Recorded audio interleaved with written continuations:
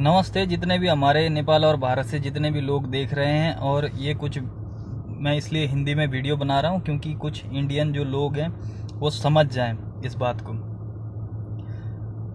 नेपाल और भारत में बहुत ज़्यादा खटास और दुश्मनी का एक माहौल तैयार हो रहा है, जो पहले भी हुआ था कुछ साल पहले, 2-3 साल पहले। वो पहले तो माहौल इसलिए तैयार हुआ था क्योंकि इंडिया ने कुछ नाकाबंदी कर दी थी, जैसे कि 6 महीने के लिए 7 महीने के लिए जितना भी बॉर्डर सीज कर दिया था, जो खाद्य पदार्थ है वो आना बंद कर दिया होता। और उस टाइम हम लोग चाइना से अपना रास्ता, हालांकि हम लोग चाइना से वो रास्ता खोला नहीं था, लेकिन वो रास्ता खोल के फिर उधर से लेके आए जितना भी हमको ज़रूरत चीज़ चाहिए था, तो वो चाइना से आया। तो वहाँ से हर एक नेपाली के अंदर कुछ ना कुछ, जब भारत का नाम आता है तो खटास पैदा होती है। पहले प्यार आता था, लेकिन इस टाइम थोड़ा सा खट्टापन आ जाता है कि यार ये लोग तो हम लोगों को ऐसा करता है। और अभी जो दुश्मनी का एक माहौल तैयार हो रहा है वो है काला पानी, लिपू लेक और डडेलधुरा, जो उत्तराखंड के हिस्से में। अभी आप लोग जो कहते हो कि उत्तराखंड का हिस्सा है, वो हालांकि छोटा हिस्सा है, आप लोगों के हिसाब से वो छोटा है, लेकिन हमारे लिए बहुत बड़ा हिस्सा है वो। तो वहाँ पे एक सड़क निर्माण की जा रही है, जो कैलाश मानसरोवर के लिए, तीर्थ यात्रियों के लिए, उसके लिए तैयार किया जा रहा है। जबकि वो विवादित भूमि थी, और सुगौली संधि के अंतर्गत जो महाकाली नदी है उसके पश्चिम वाला साइड जितना भी है वो नेपाल है, और उसका जो पूर्व वाला साइड है वो इंडिया है। लेकिन अभी आप लोगों का कुछ ऐसा कुतर्क करते हैं कि जो वहाँ पे दो नदी है, जो इधर वाला साइड है उसको काली नदी का नाम दिया हुआ है आप लोगों ने। हालांकि उधर पार्वती कुंड है, काली का मंदिर है, सब कुछ आधार है वहाँ पे। फिर भी अब ये कब कब्जा हुआ, कब इंडियन आर्मी आई, शायद मेरे हिसाब से उत्तराखंड जब यूपी में था उस टाइम तक नक्शा मैं देखता हूँ तो ठीक है, लेकिन उसके बाद जब देखता हूँ तो ये इस तरफ आया हुआ है। या चाइना और इंडिया की जब लड़ाई हुई थी उस टाइम भी शायद कुछ हेल्प किया हो, वहाँ पे कुछ सेना आए, ऐसा भी हमारे नेपाल के विद्वान कहते हैं। लेकिन वो हेल्प के तौर से आए होंगे, उसको हटाया जाना चाहिए था पहले। लेकिन यहाँ पे क्या है, अभी ये नरेंद्र मोदी का स्पीच सुनिए। यहाँ पे इन्होंने क्या कहते हैं कि जितनी भी नेपाल की, इंडिया की लड़ाई है, ऐसी कोई लड़ाई नहीं है जहाँ पे नेपाली का खून ना बहा हो।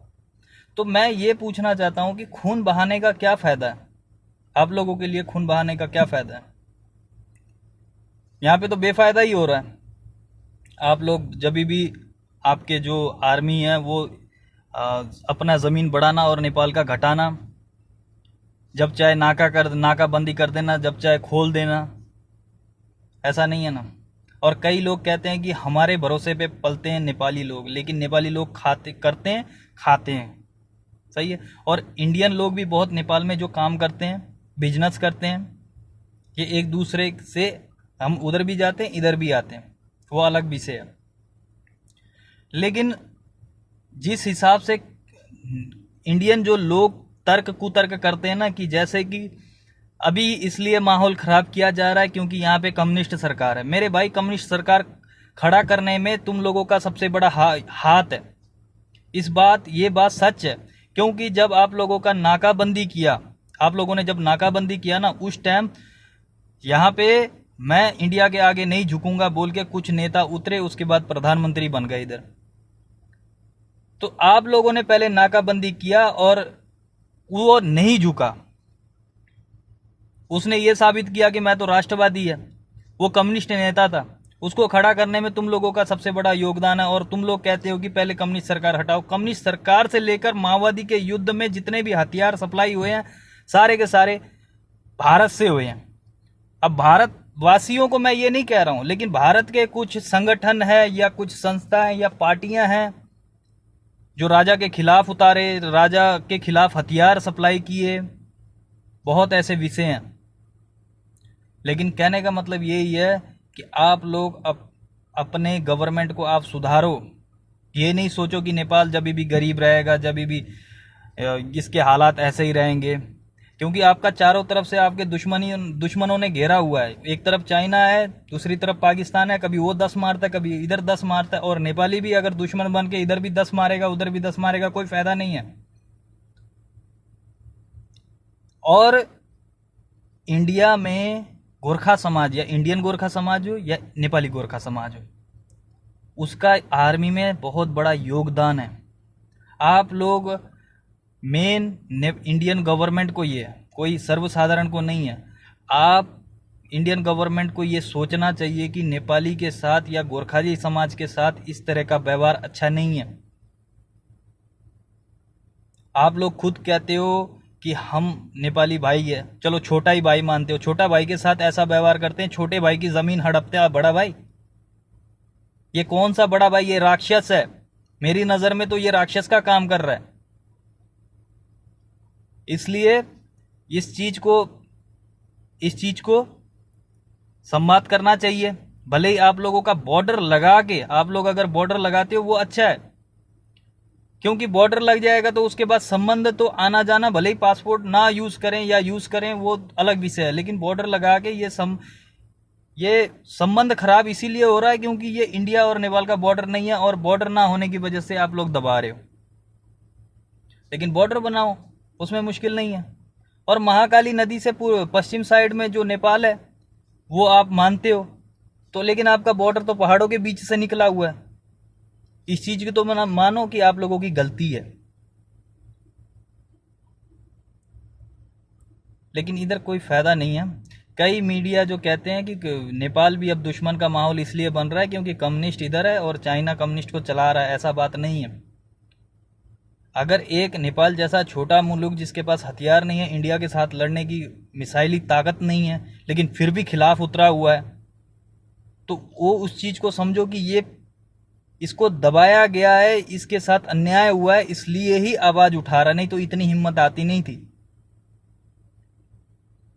और कुछ जो इंडिया को ही सही कहते हैं, या ऐसा नहीं है कि हम लोगों को आप लोगों ने दबाया, चाइना ने भी बहुत जगह में दबाया हुआ है, बहुत जगह में अपना सीमा विस्तार कर रहा है।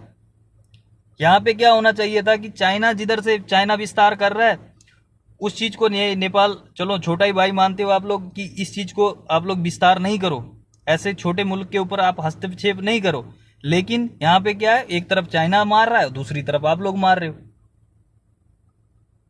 क्या फायदा, हम लोग किसके साथ मिले? और मैं यही कह रहा हूं कि नेपाल के साथ दुश्मनी बहुत महंगी पड़ेगी, क्योंकि चारों तरफ से अगर दुश्मन लग गए ना, जितना भी शक्तिशाली मुल्क हो वो गिर ही जाता है।